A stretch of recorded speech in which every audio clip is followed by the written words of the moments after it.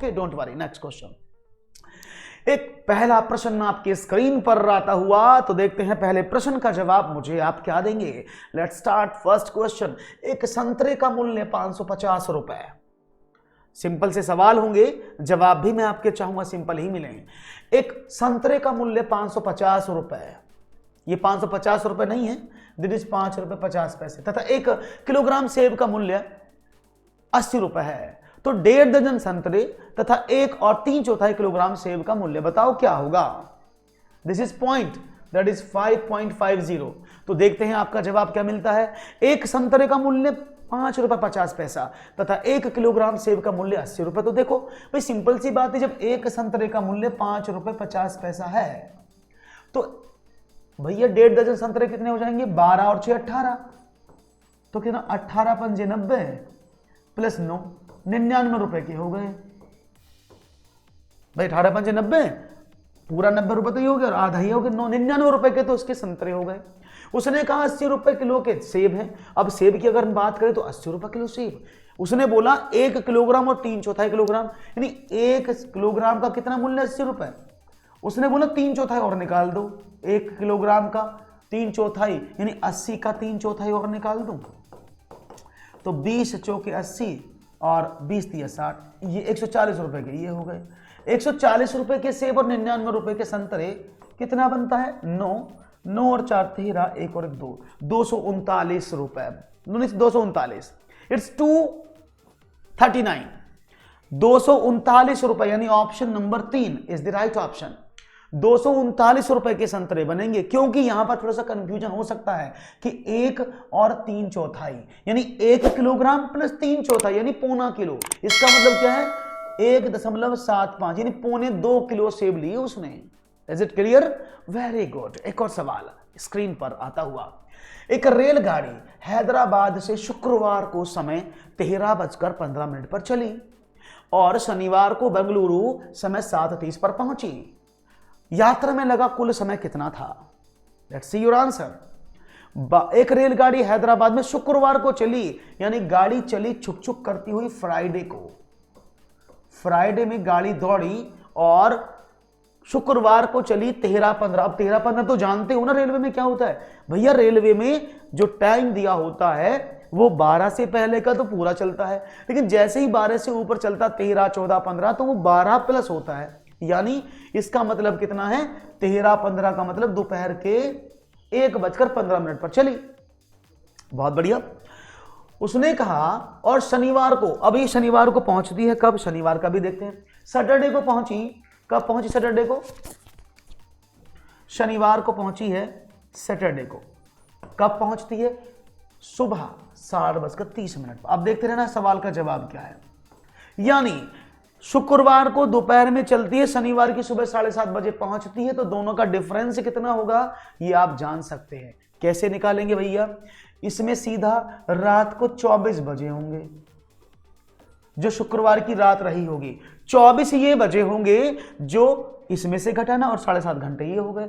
तो मैंने 24 में से 13-15 घटा दिया, तो मुझे क्या मिला 45 यहां पर मिला, और यहां से 13 में से 10 घंटे 45 मिनट का समय आपको लगा, यानी यहां पर 10 घंटे 45 मिनट तो ये लगे और 7.5 घंटे ये हो गए, तो 15 मिनट ये हुई और 17 और 1 18 घंटे 15 मिनट का समय लगना चाहिए। तो right option, very good, 18 A is the right option. बहुत बढ़िया जवाब दिया आपने।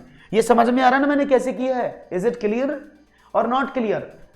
Is it clear? If it's not clear please ask, then I will explain you again. But ये बिल्कुल सही जवाब है, 18 घंटे 15 मिनट आपको लगा। फिर देख लो एक बार, 24 इसलिए बजे क्योंकि हो सकता है ये आपको प्रॉब्लम कर रहा हो, तो ये फ्राइडे का दोपहर था, ये फ्राइडे का दोपहर था जहां पर ये चला, और यहां फ्राइडे की रात हुई होगी जब 24 बजे होंगे। तो 24 से पहले देखा तो 13:15 पर चला और पहुंचा 7:30 पर सुबह। तो यहां से यहां तक का टाइम निकालो और यहां से यहां तक का टाइम निकालो।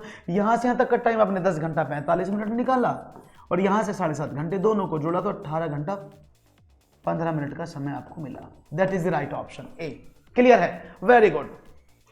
मैंने एक्सप्लेन फिर से करने का प्रयास किया जिससे कि आपको कोई प्रॉब्लम ना हो, क्योंकि 24 में से इसको घटाओगे तो 10:45 और 10:45 में 7 साढ़े 7 जोड़ोगे तो 18 घंटे 15 मिनट का समय आपको मिल जाएगा। That's great. आगे बढ़ते हैं, एक और सवाल आपकी स्क्रीन पर ये रहा।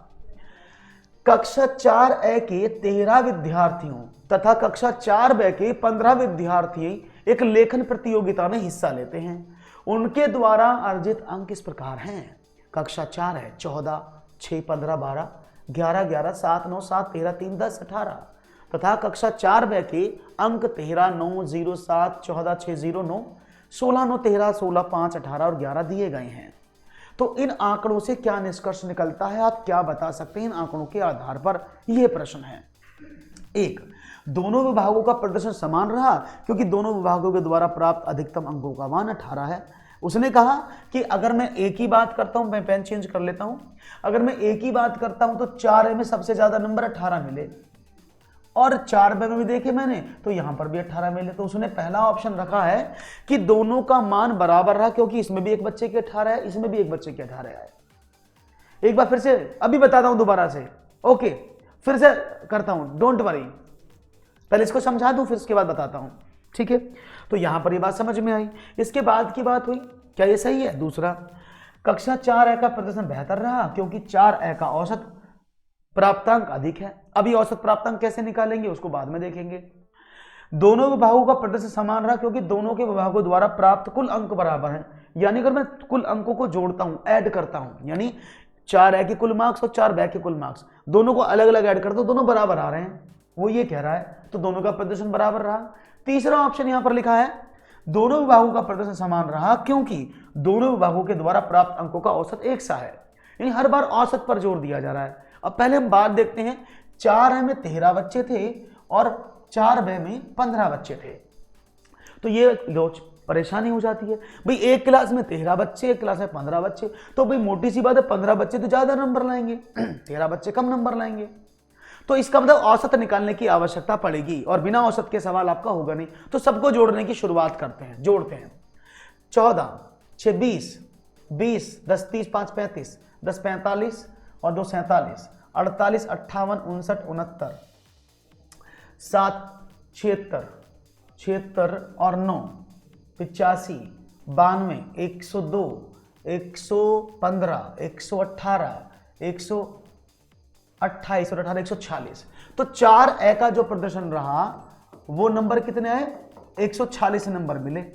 तो 4B में भी इतने ही मिले, इसमें भी 146 अंक मिले। उसने इस ऑप्शन के आधार पर कहा कि दोनों विभागों का प्रदर्शन समान रहा क्योंकि दोनों विभागों के द्वारा प्राप्त अंक बराबर। क्या ये बात सही है? क्या ये बात सही है? नो, नेवर, ये बात तो सही नहीं, क्योंकि इस 4A में 13 बच्चे थे और 4B में 15 बच्चे थे। तो दोनों बात अलग अलग हैं। 4A में अलग बच्चे और 4B में अलग बच्चे। तो अगर हम देखें औसत किसका आएगा ज्यादा? 13 धाई 130 और 13 धाई 130, 143। तो 13, 11 औसत यहां पर बना और 15 निम्मा 135 है, 9 औसत आएगा। तो यानी इसका औसत ज्यादा है, इसका औसत कम है। तो जिसका औसत ज्यादा वही क्लास बेहतर प्रदर्शन करेगी। तो राइट ऑप्शन क्या है? ऑप्शन नंबर बी, 4A का प्रदर्शन बेहतर रहा क्योंकि 4A का औसत प्राप्तांक ज्यादा है। Is it clear? कैसे निकाला समझ में आया? सबको जोड़कर औसत निकाला, 140 में 13 का डिवाइड लगभग 11 औसत आता है। 4B का निकालते हैं तो 9 औसत आता है लगभग, तो ज्यादा 11 है ना, तो जिसका औसत ज्यादा वो उसका अच्छा प्रदर्शन। Answer is B, correct answer you said. Very good, very good. ये सवाल थोड़ा सा प्रॉब्लम कर रहा है, शायद आपको समझ नहीं आ रहा, 2-3 लोगों ने बोला है मुझे, फिर समझ लो। एक रेलगाड़ी हैदराबाद से शुक्रवार को समय 13:15 पर चली। तो देखो वो शुक्रवार को फ्राइडे को चली 13:15 पर। तो शुक्रवार की रात 24 बजे तक कितना समय हुआ? आपने इधर से एक कैरी लिया 1 घंटा 60 मिनट का, 60 से 15 घटाया तो 45, तो ये हो गया। इसको देखते जब 23 में से 13 गए तो 10 घंटे। तो यानी फ्राइडे के रात 12 बजे तक 10 घंटे 45 मिनट तक का टाइम उसने लिया। अब बात करते हैं वो सैटरडे में सुबह 7:30 बजे पहुंची। तो रात के 12 से यानी लेकर सुबह 7:30 तक तो 7.5 घंटे लिए ना उसने, इन दोनों को जोड़ दिया। जब 45 ने 30 को जोड़ा तो कितना होता है? आपने कहा सर 75 होता है, लेकिन 75 मिनट हम लिखते नहीं क्योंकि 60 मिनट तो होती है मैक्सिमम। तो आपने 75 में से 60 निकाला, 1 घंटा बना दिया, जोड़ा तो 15 यहाँ पर, और 60 मिनट का हासिल 1 घंटे के रूप में इधर आ गया। तो 10 और 7 17 और 1 18, 18 घंटे 15 मिनट ऐसे लगा। अभी क्लियर है? अभी समझ में आ गया होगा। चलिए वेरी गुड। एक और सवाल लेते हैं हम आपके स्क्रीन पर और देखते हैं आपका जवाब और मुझे क्या मिलता है। This is your next question. पानी की एक टंकी 11 मीटर लंबी, 10 मीटर चौड़ी और 9 मीटर ऊंची है। इसमें 6 मीटर ऊंचाई तक पानी भरा गया है। टंकी का कितना भाग खाली है? किसी, ये क्वेश्चन नेक्स्ट क्वेश्चन है, इसको मैं आगे पढ़ाऊंगा, इसको मत पढ़ना आगे, ये 2 क्वेश्चन एक साथ जुड़ गए हैं, इसको थोड़ा सा हम बाद में करेंगे, नीचे वाले पार्ट को। अभी इतना करना है बस ऊपर, क्योंकि क्वेश्चन आगे है। नेक्स्ट क्वेश्चन है, एक पानी की टंकी 11 मीटर लंबी, 10 मीटर चौड़ी और 9 मीटर ऊंची है। इसमें 6 मीटर तक पानी भरा गया। टंकी में कितना भाग खाली है? और ये ऑप्शन भी इसी के लिखे हैं। तो मैं नेक्स्ट क्वेश्चन ले रहा हूं, उसको बाद में करूंगा। क्वेश्चन में 2 क्वेश्चन मिक्स हो गए हैं, इसको देखते हैं। इस क्वेश्चन को करिएगा। क्वेश्चन है, रोहन कक्षा 3 का छात्र है। अध्यापक ने संख्या 67,893 को पढ़ने के लिए कहा। यदि रोहन ने सही उत्तर लिख दिया हो तो इस संख्या को कैसे पढ़ा जाएगा? मैं पढ़ के नहीं बताऊंगा, ये आपको पढ़ना है। Option A B C D, यहां पर लिखा है 6 7 8 9 3, एक संख्या वहां पर लिखी हुई थी, उसको बोला गया इसको पढ़ के बताओ क्या पढ़ा जाएगा। तो रोहन ने अगर सही पढ़ा हो तो इनमें से वो रोहन ने कौन सा उत्तर दिया? तो देखते हैं आपका जवाब। बहुत ही सिंपल, देखो ये लिखा 6 लाख, जबकि वहां 6 लाख तो है नहीं। वहां पर क्या लिखा है? इकाई, दहाई, सैकड़ा, हजार, 10,000, 67,893। तो 67,893 ये लिखा, 800, देखो 67,893 या 8,000 और जुड़ गए, ये भी गलत लिखा है, ये भी गलत है और ये भी गलत है। तो बहुत सिंपल सी थ्योरी थी, जो आप पढ़ते हो वही तो लिखना। तो right option D is the correct answer. Very good, समझ गए इसका आंसर, बहुत ही बढ़िया तरीके से आपने आंसर दिया, दैट्स ग्रेट। एक और सवाल। कक्षा में शिक्षिका विद्यार्थी को विभिन्न प्रकार के चतुर्भुजों को परिभाषित करने के लिए कहती है। शिक्षिका का उद्देश्य क्या है? एक टीचर है जो क्लास में बोलती हैं कि सभी तरह के त्रिभुजों को एक्सप्लेन करो, चतुर्भुजों को। सभी परिभाषाओं को कंठस्थ करने में विद्यार्थियों की सहायता करना। उद्देश्य नंबर 2, परिभाषाओं पर आधारित चतुर्भुजों की सभी समस्याओं को व्याख्या करने के लिए विद्यार्थियों की सहायता करना। 3, विभिन्न परिभाषाओं को खोजने में विद्यार्थियों की सहायता करना। या 4, विभिन्न परिप्रेक्ष्यों से चतुर्भुज को समझाने में विद्यार्थियों की सहायता करना। तो सवाल आपके समक्ष, जवाब भी चाहूंगा आपके पास होना चाहिए और वो भी तेजी के साथ होना चाहिए। बिना तेजी के सवाल मुझे नहीं चाहिए आपसे, सवाल का जवाब तेजी के साथ मिलना चाहिए। That's great. तो जल्दी जल्दी बताओ, आंसर पाओ। तो राइट ऑप्शन मिलने लगा है। अब समझ लो पहले सवाल का मतलब क्या है। एक टीचर है, शिक्षिका हैं, क्लास में बोल रही हैं कि भाई चतुर्भुज को डिफरेंट परिप्रेक्ष्यों से परिभाषित करने के लिए कहती है, विभिन्न प्रकार से।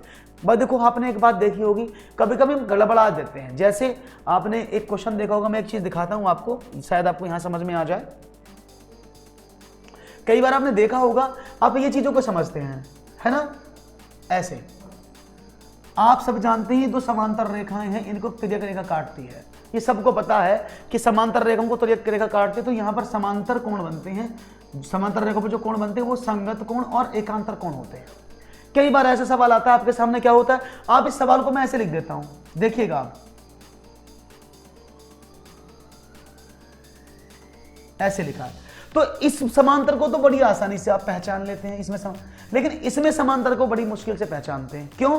क्योंकि ये वाला समांतर थोड़ा सा अलग तरीके से आपके सामने प्रदर्शित होता है। क्योंकि है तो ये भी समांतर ना, ये वाली लाइन इस वाली की लाइन समांतर, लेकिन आप कंफर्म नहीं कर पाते तो आपको प्रॉब्लम होती है। तो टीचर यही चाहती है कि भाई जो भी आप पढ़ा रहे हो बच्चे को, तो वो उसका उद्देश्य क्या है, वो हर तरीके से चतुर्भुज को पढ़ाना चाहती है।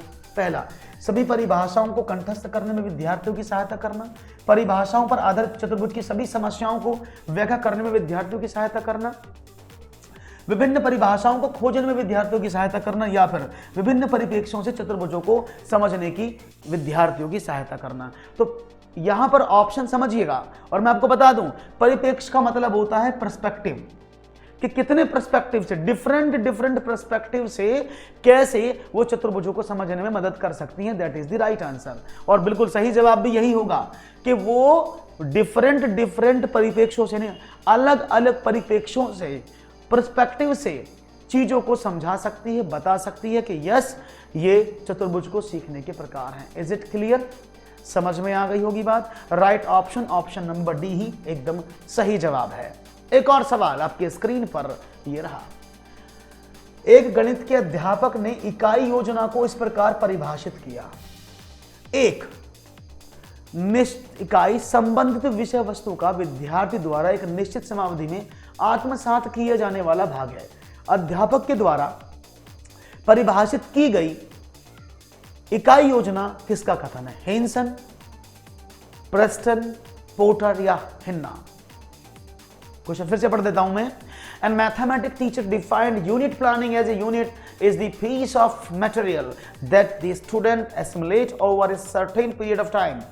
Whose statement is this? Unit plan defined by the teacher. A. Henson, B. Preston, C. Porter, and 4. Hanna. Which one is the right option?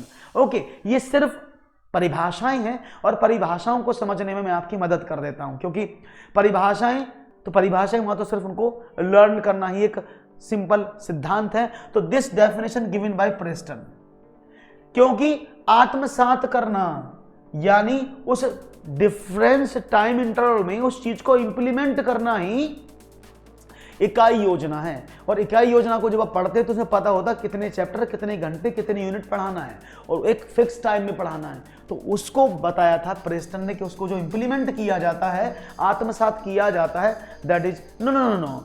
Henson के तो लेसन प्लान की परिभाषा है, तो ये प्रेस्टन की परिभाषा है। Is it clear? Very good. एक और सवाल। गणित में प्रतिचित्रण के लिए निम्नलिखित कथनों में से कौन सा कथन सत्य नहीं है?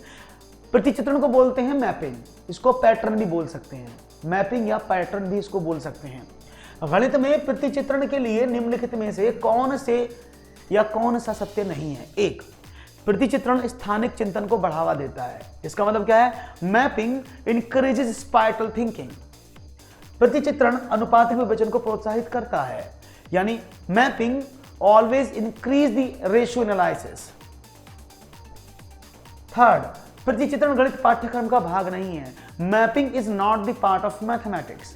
एंड 4, प्रतिचित्रण का गणित के कई विषयों के साथ समाकलन किया जा सकता है। It means mapping can be integrated with many mathematical topics. तो which one is the correct answer for this question which is given? सही जवाब कौन सा होगा आपके अकॉर्डिंग जो सवालों में लिखा हुआ है? तो जवाब आने लगे हैं, टिकटॉक घड़ी बजती हुई और जवाब आता हुआ। और भाई लाइक शेयर जरूर कर दिया करो, वीडियो को लाइक तो कर दो, शेयर करो मत करो। 31 बच्चे लाइक, 19 कैसे काम चलेगा? देखो, तो गणित के इस कई विषयों से समाकलित किया जा सकता है। किसने कहा? तो राइट ऑप्शन है ऑप्शन नंबर 3। ये गलत लिखा है। आप कैसे कह सकते हैं कि मैपिंग पैटर्न गणित का भाग ही नहीं है? और ये तो बहुत इंपॉर्टेंट भाग है, क्योंकि प्रतिचित्रण से बच्चा रेशियो एनालिसिस सीखता है, प्रतिचित्रण से बच्चे का स्थानिक चिंतन, स्पाइरल थिंकिंग बढ़ती है, ज्योमेट्री सीखता है। तो ये मैपिंग ही तो, ये पैटर्न ही तो है जिनसे वो चीजों को सीखता है। अगर पैटर्न को ही आप हटा दोगे तो कैसे काम चलेगा भैया? ये ना चले, ये ना चली वो। यानी राइट ऑप्शन 3 ये गलत लिखा है। प्रतिचित्रण गणित पाठ्यक्रम का एक मुख्य भाग होता है। क्लियर? वेरी गुड, कर दिए हूं। Okay, very good. रामचंद्र प्राथमिक विद्यालय में गणित के शिक्षक हैं। गृह कार्य की जांच के दौरान एक बच्चे की अभ्यास पुस्तिका में इस प्रकार लिखा पाते हैं: 3 + 5 + 8 = 15, 5 + 6 + 2 = 14। इससे क्या ज्ञात होता है? 1, उसने गृह कार्य किसी दूसरे बच्चे की अभ्यास पुस्तिका से किया है। 2, बच्चे ने ऐसा गलती से लिखा है। 3, बच्चे को संख्या लिखने का ज्ञान नहीं है। 4, बच्चे को जोड़ संबंधी बोध नहीं है। Okay, very good, thank you very much सभी के लिए जो लाइक कर रहे हैं, उनके लिए बहुत बहुत धन्यवाद। तो यहां पर रामचंद्र प्राथमिक विद्यालय में शिक्षक हैं और वो पाते हैं कि गणित की जांच के दौरान वो पाते हैं अभ्यास पुस्तिका में इस तरह से लिखा पाते हैं क्या कि भाई 3 + 5 + 8 = 15। तो और ये बराबर 14। उसने गृह कार्य दूसरे बच्चों की अभ्यास पुस्तिका से किया है, यानी बच्चे ने ऐसा गलती से लिखा है, बच्चे को संख्या लिखने का ज्ञान नहीं है, बच्चों को जोड़ संबंधी ज्ञान नहीं है। तो question was Ramchandra Rai is a mathematics teacher in primary school. During the examination of homework, he found in the child practice book written in this way: 3 plus 5 plus 8 is equal to 15 and 5 plus 6 plus 2 is equal to 14. So he is done homework from another child's practice book. The child has written such a mistake. The child does not have the knowledge to write numbers, or the child does not have a sense of beginning or sum belonging that particular. Very good. सही समझे आप लोग, क्योंकि बच्चा जोड़ता है 3 जमा 5 जमा 8 बराबर 16 होना चाहिए, उसने यहां पर 15 लिखा है। बच्चा लिखता है 6 प्लस 5 11 तो 13, यहां 13 होता है, बच्चा 14 लिखता है, यानी वो जोड़ते समय सही नहीं जोड़ पा रहा है। तो मीनिंग क्या हुआ? सीधा मीनिंग हुआ भैया को जोड़ना नहीं आ रहा है, और ऑप्शन में भी दिया है, तो बच्चे को जोड़ संबंधी बोध नहीं है, इस वजह से वो गलती से ये काम कर रहा है। तो राइट ऑप्शन 4 बहुत ही खूबसूरती से आपके जवाब मिलते हैं। That is nice of you, so nice of you, बहुत बढ़िया। इसी तरह से आप लोगों के जो आंसर्स हैं वो आप सोचते हैं, वो सोचते रहिए और मुझे बताते रहिए। कमेंट सेक्शन में भी अपने आंसर आप देते रहिएगा। अगर वीडियो को आप ऑफलाइन देख रहे हैं तो बाद में भी आप इसके आंसर करते रहिएगा। एक और सवाल, एक बच्चा संख्याओं, संक्रियाओं और संकेतों, घड़ी के 2 कांटों, भिन्नों, सिक्कों आदि में अंतर स्थापित नहीं कर पाता है या उनमें अंतर स्थापित करने में प्रॉब्लम झेलता है। इसका निहितार्थ है, यानी इसका मीनिंग है कि विशिष्ट बाधाएं उसे सीखने को प्रभावित कर रही हैं, वो कौन सी हैं? ए, जो बाधाएं उसको प्रभावित कर रही हैं वो कौन सी हैं? कमजोर गति कौशल, पढ़ना और लिखना कौशल, यानी पूर dynamic skills, reading and writing skills उसको प्रॉब्लम कर रहे हैं। दूसरा, कमजोर शाब्दिक, चाक्षुष, श्रव्य और कार्यकारी स्मृति, यानी weak lexical, visual, audible and working memory. कमजोर चाक्षुष प्रक्रमण योग्यता, weak visual processing capacity like differentiation, visual differentiation, स्थानिक संगठन, spatial organization and visual coordination, that is चाक्षुष समन्वय। कमजोर भाषा प्रक्रम योग्यता, यानी weak language process capability like अभिव्यक्ति, शब्द भंडार और श्रव्य पाठ्यक्रम। It means expression, vocabulary and audio processing. तो यहां पर आपको मैंने हिंदी इंग्लिश दोनों में बता दिया, क्योंकि हिंदी के शब्द थोड़े से भारी लग रहे हैं, भारी भरकम शब्द उठाने में प्रॉब्लम हो सकती है, लेकिन जवाब देने में प्रॉब्लम नहीं होनी चाहिए। समझ लेना, बात को समझो। क्या लिखा है? एक बच्चा संक्रियाओं और संकेतों में लिख देता हूं, यानी वह ये नहीं पहचान पाता प्लस लिखा है कि डिवाइड लिखा है, गुणा लिखा है कि प्लस लिखा है, नंबर 1। दूसरा बोला उसने 2 कांटों, वो ये नहीं पहचान पाता है घड़ी के 2 में के 12 बजने में 10 मिनट है कि 12 बज के 10 मिनट है, उसे दोनों एक जैसे दिखते हैं। उसे सिक्के में पहचानने में प्रॉब्लम होती है, वो ये नहीं पहचान पाता कि ये वाला सिक्का पड़ा है कि ये वाला सिक्का पड़ा, विजुअली देखकर। यानी मैं चारों तरफ देख रहा हूं तो सबको देखने पर डिपेंड कर रहा है, सबको देखने पर तो डिपेंड कर रहा है कि देखने पर डिपेंड कर रहा है, वो देख कर नहीं बता पा रहा है। प्रॉब्लम तो यही हो रही ना, विजुअल रिप्रेजेंटेशन में प्रॉब्लम हो रहा है। तो मतलब क्या हुआ? कमजोर चाक्षुष प्रक्रमण योग्यता, यानी वीक विजुअल प्रोसेस कैपेसिटी या कैपेबिलिटी। जैसे चाक्षुष विभेदीकरण, इसका मतलब क्या होता है? विजुअल डिफरेंशिएशन नहीं कर पा रहा है। स्थानिक संगठन, जहां पर भी बच्चा इमेजेस को कंपेयर करने की कोशिश करता है तो उसका स्पाइटल थिंकिंग जागता है, और वो उसको स्पाइटल थिंकिंग के माध्यम से ही करता है, ये भी सही है। और विजुअल कोऑर्डिनेशन, मतलब वो चाक्षुष समन्वय नहीं कर पा रहा, विजुअल कोऑर्डिनेट नहीं कर पा रहा, देख करके कोऑर्डिनेट नहीं कर पा रहा है कि ये बड़ा है कि ये बड़ा है, इसमें बजा है इसमें बजा है। That is the main problem. Is it okay? I think आपको समझ में आ गया होगा। सही जवाब था कमजोर चाक्षुष प्रक्रमण, जैसे चाक्षुष विभेदीकरण, स्थानिक संगठन और चाक्षुष समन्वय। Is it clear? बात समझ में आ गई? कोई प्रॉब्लम तो नहीं? किसी को प्रॉब्लम हो तो मुझे बताएं जल्दी से, कोई इशू तो नहीं किसी को? ओके, एक और सवाल आपकी स्क्रीन पर ये रहा। कुणाल गणित विषय के शिक्षक हैं, वह एक प्राथमिक स्कूल में गणित पढ़ाते हैं। उनकी कक्षा में कई छात्र मंदबुद्धि वाले हैं। वह मंदबुद्धि छात्रों को सभी शिक्षकों के समान स्तर पर लाना चाहते हैं। उनके अनुसार मंदबुद्धि छात्रों के स्तर को सुधार लाने हेतु उपयोगी परीक्षा कौन सी है? कौन सी सबसे उपयोगी परीक्षा आप मानते हैं? 1 विश्लेषणात्मक परीक्षण, मंदबुद्धि परीक्षण, निदानात्मक परीक्षण या फिर सृजनात्मक परीक्षण। यानी Kunal is a mathematics teacher, is teach mathematics is an elementary school. Many students in his class are mentally challenged. He wants to bring the mentally challenged students to the same level as all the students. According to him, what is the useful examination to improve the level of brain of the students? That is analytical test, brain test, diagnostic test or creativity test. Which one is the correct answer for your सृजनात्मक परीक्षण? तो ये जवाब मुझे मिला है सृजनात्मक परीक्षण, जो कि एकदम सही जवाब नहीं है। आप सृजनात्मक सोच, क्रिएटिव टेस्ट से कैसे पता लगा सकते हो कि बच्चा मंदबुद्धि छात्र?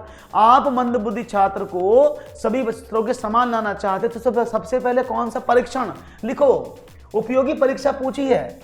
सृजनात्मक कोई परीक्षा नहीं होती, उपचारात्मक शिक्षण होता है, परीक्षण नहीं होता, पहली बात। दूसरी बात, डायग्नोस्टिक टीचिंग यानी निदानात्मक परीक्षण।